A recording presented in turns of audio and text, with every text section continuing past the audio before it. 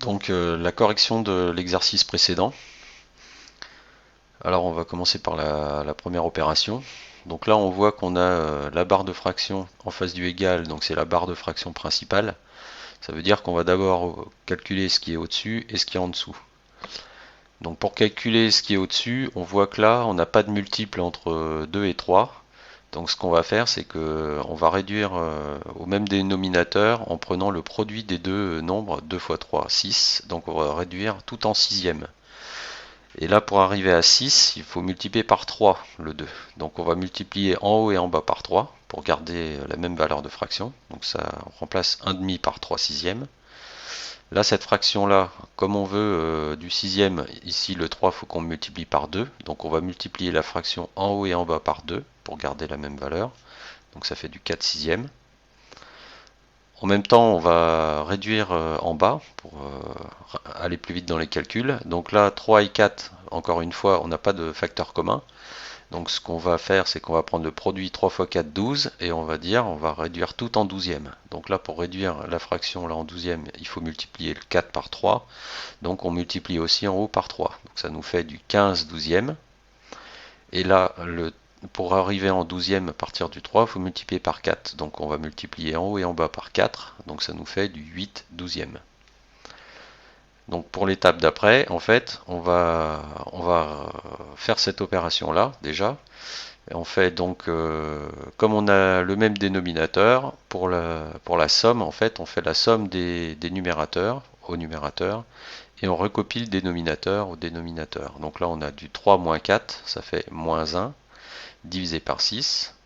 Et ici, on a pareil, le dénominateur qui est commun 12. Donc on va faire 15 plus 8, 23, divisé par 12, en douzième. Avec toujours la barre de fraction principale, celle qui correspond à ça, qui reste toujours en face du égal. Alors là, je vais mettre des petites séparations pour qu'on ce soit bien clair. Et là aussi, c'est un petit peu serré.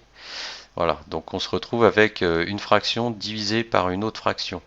Donc là, quand on a ça, on sait qu'on va faire la multiplication par l'inverse. Donc on va recopier moins 1 sixième, on la recopie ici, et on multiplie par l'inverse de la fraction qui est en bas, puisque là on a moins 1 sixième fois 1 divisé par 23 douzièmes.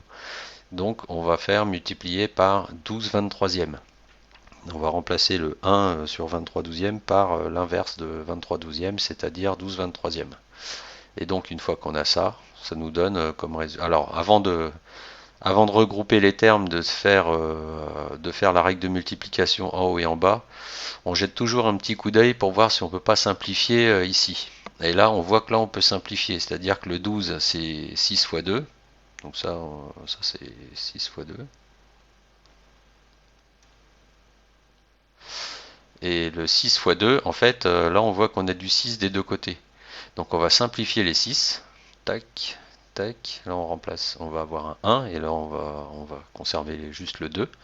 Et du coup on se retrouve avec, donc on va dire que ça fait moins 1 sur 1 fois 2 23e. Et là du coup ça se simplifie vraiment bien puisque le moins 1 là on le passe, on fait la règle des multiplications, là maintenant on peut, puisque nos fractions sont simplifiées. Et donc moins 1 fois 2 ça fait moins 2.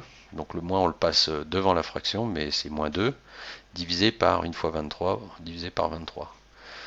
Donc voilà, le résultat en fraction. Ouais. Traditionnellement, quand on a une fraction négative, on ne laisse pas le moins au numérateur ou au dénominateur, on le repasse devant la fraction. En général, c'est comme ça qu'on écrit un résultat final. Voilà. Alors après, pour ce calcul-là, en fait, quand on a un produit de fraction, voilà, c'est un réflexe à prendre, c'est déjà regarder s'il n'y a pas des simplifications. Là, on voit qu'on a le 2 qui peut se simplifier. Donc on va simplifier, tac, on remplace par 1, ici on remplace par 1, et donc on se retrouve avec 1 sur 1, c'est-à-dire 1 fois 1 tiers. Donc on met directement 1 tiers. Ici on a du 5, là on a le 4 et le 2 qui peuvent se simplifier. Donc ici on remplace par 1, ici on remplace par 2, Et donc on se retrouve avec, bon là on peut plus simplifier, donc on fait la règle de multiplication, on multiplie en haut et on multiplie en bas. Là on se retrouve avec 5 fois 1, 5, en bas on se retrouve avec 2 fois 3, 6. Et donc là on a du 1 tiers divisé par 5 sixièmes, comme on divise par 5 sixièmes, on va multiplier par l'inverse de 5 sixièmes, c'est-à-dire on va multiplier par 6 cinquièmes.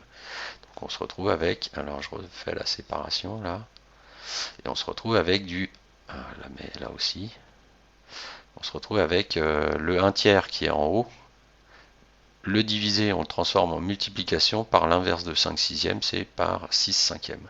Voilà. Et là, à nouveau, on a un produit où on va pouvoir simplifier, puisque là on a 6, c'est 3 fois 2.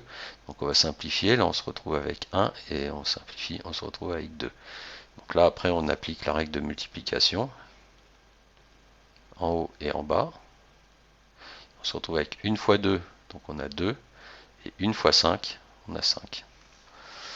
Voilà pour les calculs finaux. Donc on se retrouve à la conclusion. Ne passez pas la conclusion parce que c'est on va refaire un point complet de tout ce qu'on a vu et vous allez voir, il y a encore des choses importantes à savoir dans la conclusion. Donc ne zappez pas la conclusion, elle est courte. Donc voilà, rendez-vous à la conclusion.